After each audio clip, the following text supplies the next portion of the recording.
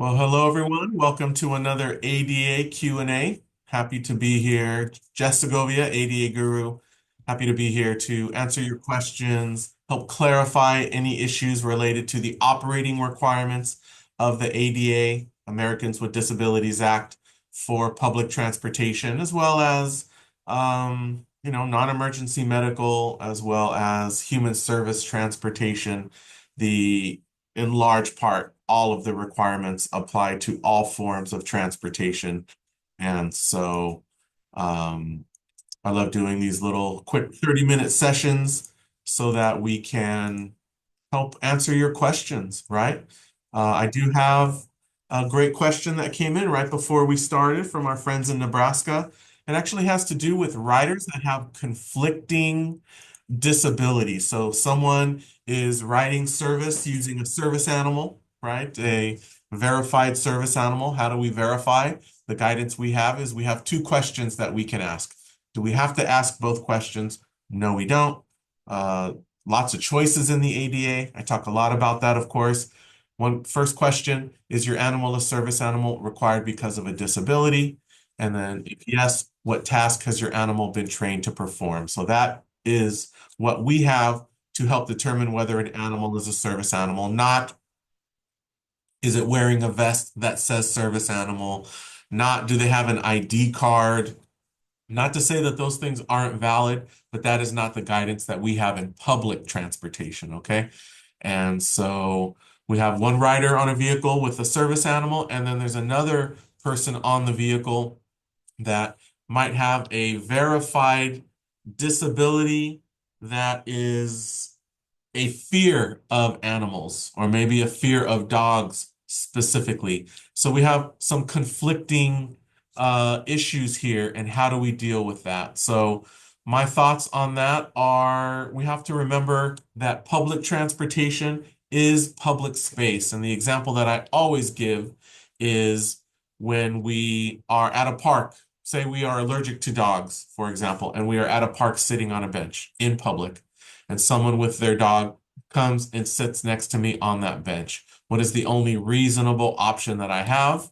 And that option is to remove myself and to leave and to find some other space. And so easier said than done in transit and on a vehicle, but that is also the choice that we have here. Um, there is guidance from the FTA that says that we should expect that we will come into contact with animals and with service animals in public spaces. And so that is an expectation as well. So we would never make any decisions that would move or remove the customer with the service animal. Okay, they have a right to be on that vehicle. Let's talk about the other rider now. We can always provide an accommodation if we want. I would actually consider this a request for an accommodation that someone might be wanting to travel without ever being on a share ride with someone with an animal or with a dog, whatever they might be allergic to. And then we can consider that request for an accommodation, right? Remember the four elements that we can use to evaluate whether we want to approve or deny a reasonable modification request. Does the request alter the nature of our service? Maybe in this case, we could say yes, because we are a share ride system, and this person is wanting us to sort of control who is in their vehicle. That is also an administrative burden, which is one of the four elements that we have. Is there a safety issue? I don't think that applies here, but that's the third element. And the fourth element is this really a preference and not something that they need in order to use our services safely? So that would be my guidance there. We may have to inform the customer, remind them we are, if this is paratransit or dollar ride, we are a share ride service. There will be other people on the vehicle. We have considered your request as a reasonable modification request, and your options are, we will approve that, or we are denying that. And here are the reasons why it alters the nature of our service, which is share ride, and it is an administrative burden for our staff to have to manage and monitor who is on your vehicle at all time. And so that's how I would recommend we handle that issue. Of course, we want to be courteous and respectful and understanding, especially when we might be in a position to tell someone, no, we are not able to accommodate you if that is the decision that we make. So I hope that's been helpful to you all there in the great state of Nebraska. Great question. Thank you. We have a question typed in here. If someone is intoxicated and you feel concerned for their well-being, especially the need for the wheelchair ramp, are we required to still transport? This is a tricky one. Many agencies in their general code of conduct policies, what I have seen is a statement that says that people that are intoxicated or under the influence will not be transported. So if you have that policy, then you get to decide, right? Everything is a decision in the ADA, right? You get to decide whether you are going to enforce that policy or not. Choices. If you do not enforce the policy and they get violent or something happens and other people get injured, well, that could be problematic. Many of you know that I am a huge fan of doing what my policies say I will do. So if you have a policy that says you will deny service to people that are intoxicated and then you choose not to, I'm just not sure what's the point of having the policy then. So I feel very strongly, and in my guidance to agencies, have policies and use them, okay? Um, Say we don't have a policy and now we are in no man's land, as they say. We have to remember, well, and you did kind of in bold put someone. So I'm going to talk about a person with a disability. How do I know that this person is intoxicated? Maybe I can smell it, right? But what I keep getting reminded around the country when I lead trainings is that there are people that have certain side effects of medication that makes it smell like they are drinking alcohol or intoxicated. And so it's a tricky issue, but we don't, in general, if we're talking about denying services to people with disabilities, my thoughts are that we do not deny services in anticipation of some unsafe situation. Okay? We make decisions based on objective evidence, facts, and observations. So if someone has peed their pants outside the vehicle and they're standing in a puddle of urine, okay, then I can be sure they are going to bring that urine and soil my vehicle, which is different than odor, right? That's one of these issues that really people struggle with. Odor. Odor, in my view, is disruptive or annoying, right? It is not necessarily unsafe. Is it possible that someone smells so bad that they uh, make people sick? Yes, it is. I have yet to come across that situation in my work when I worked for public agencies, but I know it definitely can happen. So, with regards to intoxication, if we don't have a policy, we have to be 100% sure. Remember, I always try to help all of you make decisions, create policies, whatever it is, in anticipation of the possibility that you may need to defend your decision at some point, either in a complaint investigation, either in a complaint filed with the FTA, or in a lawsuit. And I am an expert in lawsuit cases as well, right? And so we need to always be in a position, at least my guidance and my thoughts, we need to be in position to always be able to defend ourselves. So if someone is intoxicated and I deny them service and it turned out it was a side effect of a medication and they sue us for discrimination and now we have to defend ourselves and they say, what proof do we have? We need to make sure that we have really solid proof, right? So I hope that answers your question and that is helpful. It's tough because there are situations where we really feel like someone is about to hurt themselves, but they haven't. And in most cases, most likely they are not going to.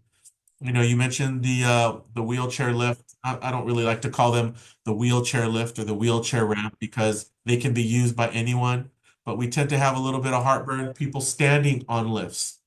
We're worried about them losing their balance, but the ADA is very clear that anyone is able to use the lift or ramp to board a vehicle. And so we just need to do the best we can to make sure that they are safe in doing that. Okay. So I hope that's helpful to you there, Dan. We have another question here. The ADA, if an ADA ambulatory, so an ADA certified ambulatory rider needs a PCA, but the PCA is in a wheelchair and needs accommodations.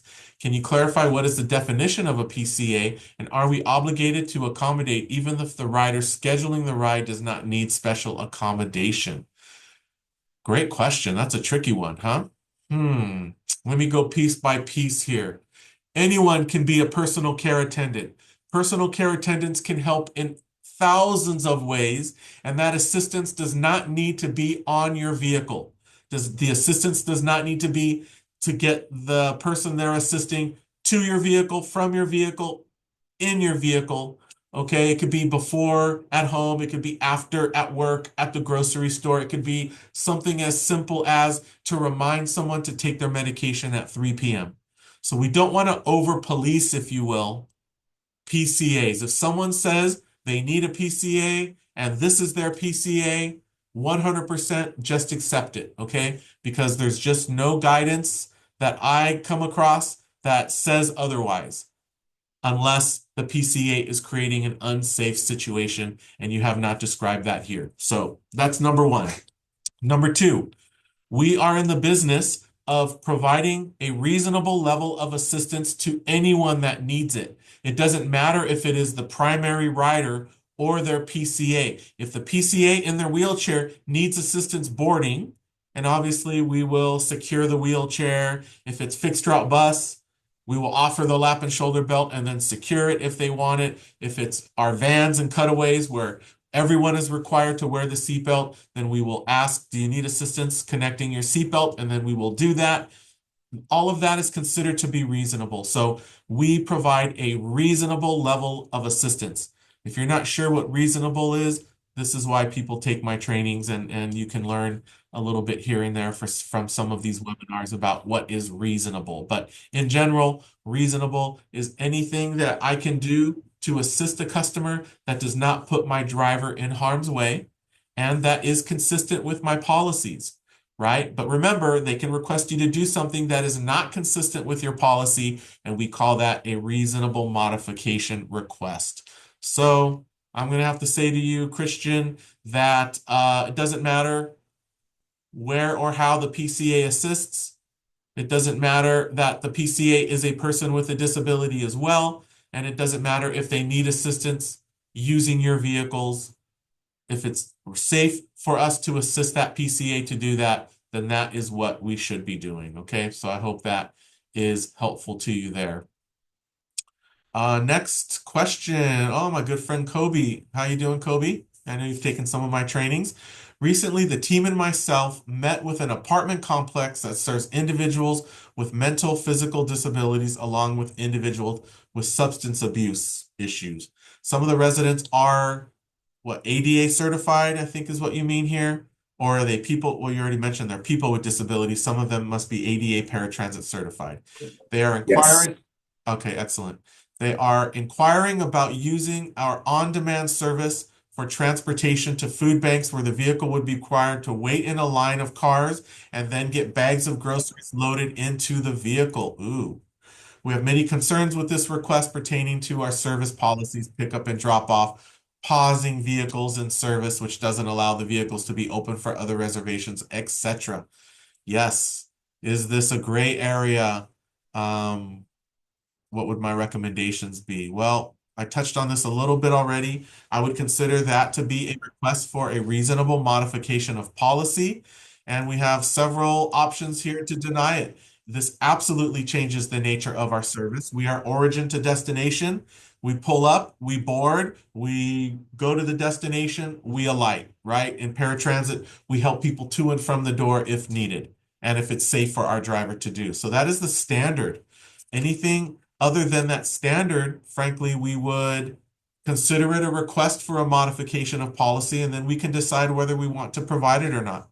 If you are at or over capacity and you have other issues with performance and on time, etc., maybe it's a bit of a no-brainer to say we are going to deny this request because the unpredictability of waiting in line. It could take 15, 20, 30 minutes.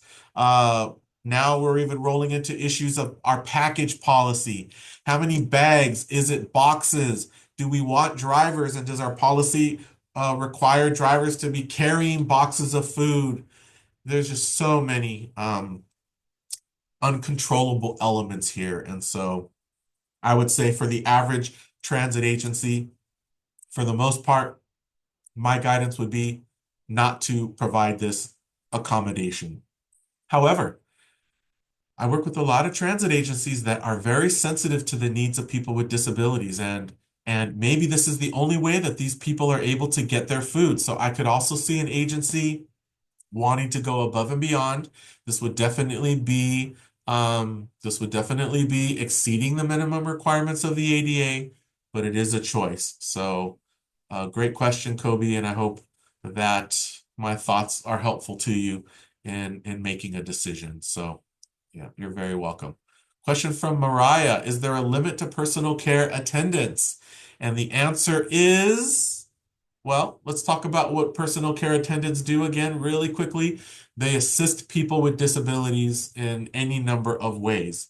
Is it possible, and this applies to service animals as well, is it possible and reasonable to think that a person might have multiple disabilities and therefore might need assistance in different ways from even different people? And the answer to that is yes. And so, is there a limit? The answer is technically no, there is no limit.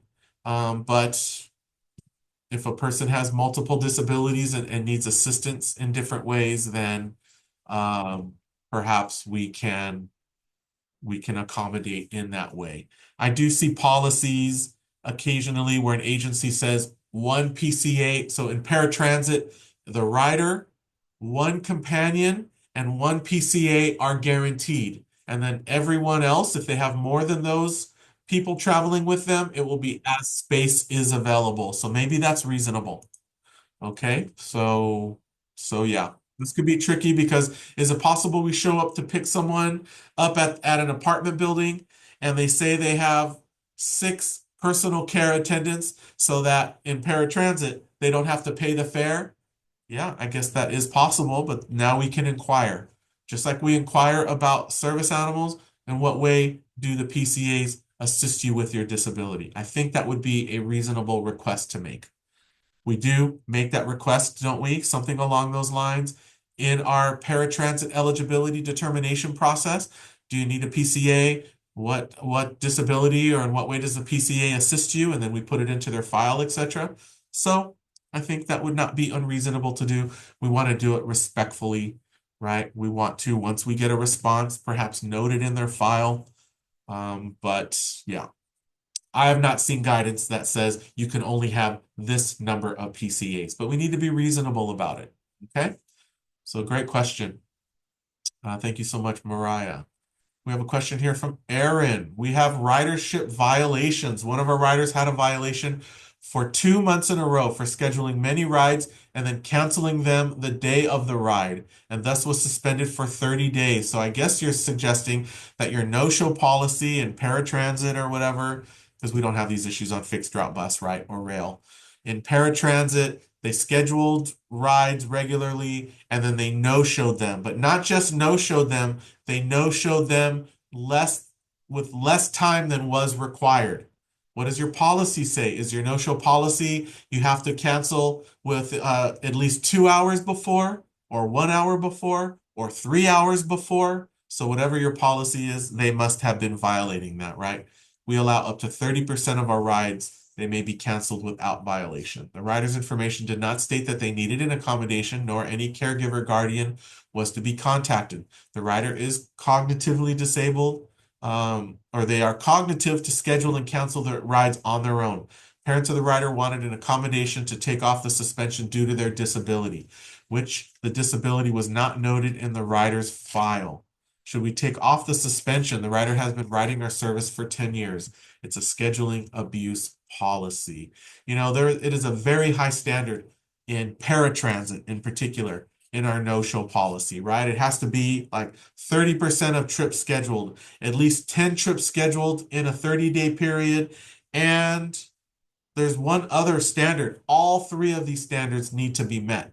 So if your ADA paratransit no-show policy only has a standard of 30%, I'm going to suggest that perhaps your policy is not in line with the guidance that agencies have been getting from FTA's consultants during triennial reviews during the for the no-show policy. So maybe maybe Aaron, if you want to email me, info@adaguru.co, email me your paratransit no-show policy, and I'd love to take a look and provide some quick feedback. And I can provide some examples of policies that agencies have that we know have been approved by FTA's consultants during the triennial review. So we have to be really careful. Remember, too, the last thing I'll say about no-shows, at least specific to this question, remember, it's about valid no-shows. If the person missed a pickup because of a medical issue, their doctor's appointment went long, things like that, that would not be considered a valid no-show. So we need to make sure, especially our paratransit no-show policy is very clear that suspension is possible, etc., with however many plus whatever percentage no-shows that are valid. Okay, so great question. Hope that is helpful. Here's a question from Jason. As many, my email, info@adaguru.co. Okay, .co, not .com. Couldn't afford to buy the .com version. Not yet, maybe. Here's a question from Jason. As many health providers do, we can ask, or can we ask if someone is experiencing flu-like symptoms and use that to determine if they are eligible for a ride in order to protect those that are immunocompromised as part of their disability? I'm not aware of anything like that. We did have a little bit of guidance during COVID that said that if someone says they have COVID, we can take their word for it and deny them service. How we even go through that just sounds like a huge headache, but I have not heard or seen of any other guidance that says that if someone is actively sick, that we can deny services to them. We have to remember, again, I touched on this at the beginning with another question. We have to remember that our services are public space. It is public transit. And so we are likely to come across any number of people and situations that are out of our control. And so I don't think that we can. And if anyone has any other feedback on that, any guidance that you have heard from the FTA on this, I'm not sure we can deny service to that person because they say they're sick. Okay. Let's see here. A question from Erica. Hi, Erica. If a rider holds up the bus every time they ride because they claim that their wheelchair is improperly secured and it is checked by supervisors, can this be considered seriously disruptive? The actions delay service as long every time the person rides. So are you suggesting they get on board the vehicle, the driver secures the wheelchair, and then the rider requests that a road supervisor come to confirm the securement? Wow. Uh,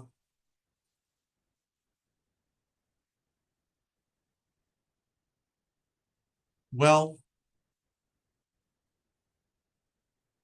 I'm going to say yes. This can be considered, well, it is not normal practice or policy to allow a rider to request a supervisor to come and observe securement. That is not a normal policy. So I think my response here will be, let's consider this a request for a reasonable modification, and we are going to deny it because number one, it is an administrative burden. Number two, it is what's the first element again for reasonable modification? It is altering the nature of our service. We don't hold vehicles up for something like this. And we could even say number three, this is a preference, not necessary in order for them to safely ride our service. So, Erica, I think I would consider this to be a request for a reasonable modification of policy. That was a really, really good one. Yeah, you're very welcome, Erica. Hope all is well in your community and with your loved ones. Let me finish by reviewing some information here. I've had a couple situations lately with regards to, especially in paratransit, agency staff just making random decisions to change their paratransit program or how eligibility is completed or things like that. And let me be very, very clear that we do have guidance in the FTA, and this is from the ADA circular that says that we do need to have mechanisms for the ongoing inclusion of people with disabilities in the way our services operate, okay? And so, and so we need to have, is it an advisory committee? Is it close relationships with disability organizations, whatever it might be? If we are making, substantive changes to our program, to the way it operates, to our policies, whatever that might be, listen, if we change a policy and then someone challenges us on it and sues us over it, and when we are asked during the legal proceedings, tell me about the process you used to change your policy. And if the answer is, oh, I just thought it was a good idea, so I changed it and implemented it. My opinion is you are not going to be in good standing. Okay, so there's some guidance here in the ADA circular that we should have an ongoing mechanism for the participation of individuals with disabilities in the continued development and assessment of services for people with disabilities. So, getting feedback, having ongoing involvement, having a group, a process for how we vet changes to policies, new policies, service changes, right? Things like that. We don't want to, I really discourage you from having such a closed environment that you are just deciding to make a change to your program and to your system without any public involvement. I really do think that that's a bit of a recipe for disaster, potentially. Okay, potentially. So I hope that is helpful. We tend not to talk about the importance of for and not to talk about public involvement stuff. So I think that's a nice one. Let me end here on Jamie here. Thank you for posting from the FTA website about COVID. A transit agency should contact local officials to coordinate information. The ADA does not require an agency to exempt riders with disabilities from local determination. So I think here what it's really saying is perhaps, well, this is specific to COVID.